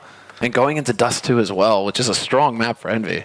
Yeah, it is a strong map for Envy, but they need to, figure a way to actually sort out, the issues they had with the double up setups from NIP. Obviously, Alu has to play better than what he did in this game. Yeah. I mean, he has to be a threat with the AWP for Envy to actually respect it, but we'll see what actually comes of it. I mean, there's not really much more than just that for me. I mean, right, it just never really seemed to have any kind of space between it. But I think we're actually going to hear from the analysts now. So a short word from Scoots Thorin and Richard Lewis. All right, welcome back, folks. Thank you, Semler and Vendetta. Map 1. Woo! Get some! First of all, weakest high five I have ever seen. Well, it's a long reach. Let's do it again. That's better. What's your arthritis? What's your arthritis, If all you can mock is the high five, I'm cool with that, bro. I heard your hip click from here, all right? I got new hips, man. I'm all new, man. I'm all new. That new esports money. With him. He scored it on you. Look. We've all had a drink and said things we regret at times, right? You know what I mean? I still think Nip are going to take this series. We said Inferno was the question mark. Doubling down. Yeah, exactly, mate. That's what you do in a casino when you're down on your luck. Don't you know that? He does. That's why he wants to stop the kids gambling, right? Think of the kids. Yeah, think of the kids. But no, seriously, like Inferno was the question mark for Nip. I think we can comprehensively say now they are going to struggle on that map, especially if they come up against EnVyUs again later on. These next two maps, potentially a different prospect. And I'm still backing Nip to win the series. I've got to. I'm loving where I am. Actually, I wasn't expecting it to be so overwhelming. I actually thought that Nip would have a better CT side, but obviously they lost the pistol round immediately. And with how many they'd given up in the first time, it was going to be very hard to come back at that point in time. But no, well, the problem is, so far, we haven't really got to see that scenario of, like, who did we pick? Because I picked Shocks on the T side, and they barely had to do anything on the T side. So it was mainly just lockdown CT play, which is what made them famous for being very good on Inferno. So kind of by the book overall. And interestingly, they didn't show any of the kind of problems that they had in Katowice, actually. Like, Happy was the guy top fragging early on, and he was the guy who really disappeared in that series. The thing about that Nip style of when they're able to play even Fnatic, even Envy, these best teams in the world, and beat them all, play them very close, is that actually it's worth noting that tends to happen late in tournaments. The reason it's like magical, the runs they go on, is that they seem to always wind up as the tournament goes. Like in a group stage, they'll be decent. Then the quarterfinals, there might be a close map, or it might be they gradually get better as the tournament goes on. So maybe the same pattern's happening here. Maybe even though it was a best of 3 to us, it looked like a final. It was still the group stage. They're still it's still fairly certain they'll get out. So maybe Nip's just not in top gear yet, but Envy looked great. Yeah, rock solid. So, any more thoughts on that particular map from you? Well, yeah, I believe we've got to keep it short and punchy. Yeah. So, I'll just say... Which is terribly hard for all of us. Yeah, exactly. For, the pontification masters, right? But, I do want to say that EnVyUs, so far so good. Happy, as I said, was important. He did top frag early on. He looked very comfortable in his game. Obviously woke up refreshed from his sleep on the beanbags. Special shout out to Kiyoshimo. I thought played some incredibly smart rounds. He ended up top fragging, I think, overall, come the end of the game for EnVyUs. But he played some very smart rounds, good positionally, good communications, didn't peek, had some real smart play where he allowed his team to rotate. And so far, so good, very well drilled. Nip looked a little bit at 6s and 7s, like Duncan rightly points out. They're not playing at the same level they were in the later stages of Katowice. So I still think they'll win the series, though. I think there's enough there in the locker, and I'm going to stick with my prediction, but it's just I'm going to have to switch it to 2-1. Yeah, I mean, I've actually never seen into the Nip locker room. Like, I don't want to know what you've seen in there. What is it that they're hiding, Richard, that you think they might be able to bring out in this game to win? Well, I think the fundamental... Freeberg's got a deagle, right? Yeah, the he's got a deagle on him. If we're using euphemisms now, Duncan, I find it incredibly childish. No, but no, look, I think Ninjas in Pyjamas, we know what they have in the locker, and that is world-class players, an amazing... Why do you say that? It's the most ridiculous thing. Locker, not locker room. Yeah, locker. I don't mean they're all in there whipping each other with towels or anything. But they've got to get right. That's probably the best wraparound, kind of fragger, the best backstab fragger that's ever played the game. They got Forrest, the absolute master. I think Exist as well has had like some incredible patches. It's just about bringing it all together. It's like they've got all the great ingredients for a lovely gumbo, but they're not really getting it in the pot at the same time. So you ended up with, I don't know what an anti-gumbo is. Duncan will probably know the word. Terrible gumbo. So Dust 2. Dust 2. Keys to victory for both teams. Well, like I say, the last 2 times they played that match, except for kind of, you'd say that the times that Envy won the series, they always had this insane T half. It was always the second half, so they wouldn't do that great on their CT side, but then they'd just smash it completely with the entries on T side. So I think the key for them is the same. They know how to win, they know how to play against Nip in that sense. And actually, the guy who was top fragging here, Shox overall, I think, is the difference maker, but their entry sides always live and die on Kiyoshima. He's the guy who's the pure entry fragger on their team, and it seemed like when they won tournaments, his level was the one that rose up each time. So if he can have his entries on T side, I think they win this map and it's 2-0. Yeah, I mean, I think keys to victory for Nip, just to, while Duncan's the French perspective, and you do have a massive thing for these French guys, I've got to say, especially Shox. I worry about it's that rock and roll lifestyle, They come along, in the morning, they play a game, they're like, je suis fatigué. Then they curl up on a beanbag, then they wake up, come back, just bang out like the third best team. Like, there's lads, I'm off to a second map. When you record another video from your hotel room lying down tonight, like, just please. I'm like them, Richard. I can actually just be like in a somnambulant state, but still performing at a high level. I wish I could do that. So the keys to victory for Nip, I think, B's got I haven't seen how they've lined up on Dust 2 particularly. I don't know what the ebb and flow is with Arlu since they've changed the team. But, I think B's got to be an absolute, they really need to lock that down, because I know EnVyUs are very good at getting on that bomb site with, the entry fraggers that they've got there. If there's any little pixel that they can click on, that's a big risk. So I think, if they can get a good crossfire going on A, and B's, locked down, I think they can have a very solid CT side. They are good defensively. I think they're better defensively than they are aggressively, which is why this is going to be an interesting contrast, because obviously I'd say EnVyUs are the other way around. So I still think, like I say, Nip can do this with a solid defensive CT setup. Okay, let's talk a little bit about Nip's roster changes. Again, is Alu the answer? Was Makalele the answer? They have not won any sort of major tournament since Vifloren left, right? So again, second place again in Poland. Second place, both majors with 2 different new guys. But have they found the right mix, you think? The problem with it is, when you say the answer, presumably the answer is become the old Nip, win the major, become the best team in the world, potentially. That's what they can't do at the moment, I think both of those players have been the answer in their own way. Alu played well in the final. He was one of the few shining lights when someone like Forrest was playing terribly. I'm still not sure that he's better than Makalele for the team. He might be a better individual player, but they had more of those magical series with Makalele. I mean, they may have played more tournaments, but they had these 2 tournament runs that were just incredible. The teams they beat, how close they were to winning them. I haven't seen that level quite yet from them with Alu. They had some games of it, but I don't know whether they'll be better in that sense.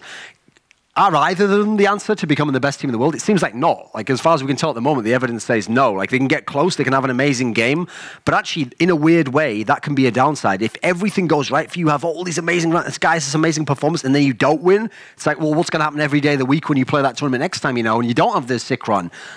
A key quality of the greatest teams ever, if you look at the teams that have dominated and won world championships over and over, is their kind of 7 out of 10 level game can still win the tournament. If it takes your 10 out of 10 level, and even then sometimes you don't, I'm a bit concerned for you there. I still think they're a great team. They're really fun to watch. Either of those players, it looks like they retain a lot of their style, so I don't mind keeping either. I think either's a valid route, but I don't know if they'll become the best team with him, because at the moment, forget Envy, Fnatic looks like they're going to have it over them in terms of in the long run. Maybe Nip could win a tournament, but I think I'd put my money on Fnatic to win more and to be the number 1 team. Yeah, I think Duncan's absolutely right. It's all about your plan B, isn't it, when you're a top team, because you're never going to have it all your own way. It's what you can go to when the chips are down. And famously with Nip, when the chips were down, they could always come up trumps. And we haven't seen that same level of resilience since they've made the changes. I'm glad you agree on the Makalele point, actually, because I came in for a lot of criticism for saying I think they looked a much stronger team with Makalele in it. Once he started finding his feet and finding his rhythm. That said, I do agree Arlu probably is a strong individual player. If we were talking 1v1, on an A map or whatever. But sometimes that isn't always the answer. I think Nip, they need to now just accept that Arlu is that player. Apparently, everyone in Nip is super happy with him because he's calm, he's collected, he doesn't rage, he doesn't get angry, he doesn't get phased. He sits there and he fills the support role that Vifloren used to do. And that's what when you've got to get right, you don't bring another fragger into the team. When you've got a Forest, you don't need another fragger. when you've got a great brain. What they needed was somebody that was going to be a water boy and do all the the less glamorous work. That's what Fifth Larven was. That's why it worked. All the people saying Fifth Larven should have gone, they don't understand a team dynamic, a team component. But you can see Arlu fitting into that role, and he's learning the ropes and learning what it takes to be a great support player. But at the moment, they are a level below where they should be. Yeah. I think NIP can still win this tournament overall. I think they can still win this series with what they've got. I think they've got more than enough to beat the EnVyUs and the Virtus Pros. Yeah, and even if this is group, they can lose twice. So even if they do lose this, they're not done yet. No, to contrast the two players, think of it like this, okay? When NIP had Makaleli, if Makaleli had a big game, they were going to win that game. They would win that map. And comfortably. But when Alu had a crazy final, they still lost in narrow fashion. That's the difference. They both are having great games there. In fact, I might even say that I don't think Makaleli ever had a series that was as good as Alu's final was there. The difference was they would win the big series. They would beat Fnatic in the MLG semi-final, whereas I don't see the same impact within the team from Alu, which isn't necessarily his fault. It's more like, how does he fit in the team? What do they use him for? So that's the question mark for NIP going forwards. Luckily, I think their level's similar, so I think they can still have similar victories and similar losses. So it's not like they're going to have to regret and think back over the Makaleli one. But personally, stylistically, I would have gone with Makaleli over it. Apparently, it was an in-game issue, though, kind of what he alluded to there. They wanted like a calmer presence and this sort of, so maybe it's the case that that's what they think that will make the other players play better because they'll be more in their zone, where as opposed to someone who's kind of a bit hyphy, a bit like over energetic. Maybe that brings like a nervous energy to other people. I could see that, but just looking from the outside, I can only see inside the server, and so I just go on what I saw there. And I thought Makaleli was a little bit of a better fit. Yeah, and I talked to Alu a little bit yesterday, and one of his issues still, which I think does play into it, is the language barrier. He knows Swedish, he's learning Swedish more and more, but he said in Poland, it's taken him that extra second or two to internally translate what his teammates said, and that can get you killed. Yeah, right? Of course, at this level, a second is everything. Yeah. I actually watched when they did one of those FP VOD games out. Well, the VOD came out where it was from NIP's point of view, and you could hear the comms. And actually, they spoke to him quite a lot in English. Yeah, that's what he said. He basically said they have to. So he says once he gets more comfortable, that communication is quicker, right? And again, those seconds of rotations and all that can be the round win or loss. So that will come in time too, which maybe makes him fit even better with the team. Although I have to say that was one thing that I did like about Alu being in the team, because they spoke in English. It meant I didn't have to wait for subtitles. There was some great quotes. It made the POVs really good. There was a quote where I can't remember who was playing. I think it might have been Envy played Cash against NIP, and then when NIP were beating him heavily, Exist had a line where he was like, "Don't ever pick Cash against me, motherfucker." There's like some line where he said that in the from Exist as well. That's great. Exactly, Yeah. Brilliant. He thought he was like Stallone or something. Yeah, Action movie. Like brilliant. All right, gentlemen, thank you very much. We're going to get right to map 2. It is Dust 2. Do or die in the sense of this match for NIP, but obviously they're not out of the tournament. Double elimination group play. Envy is up 1-0. We'll see Vendetta and Semler. Back to you guys.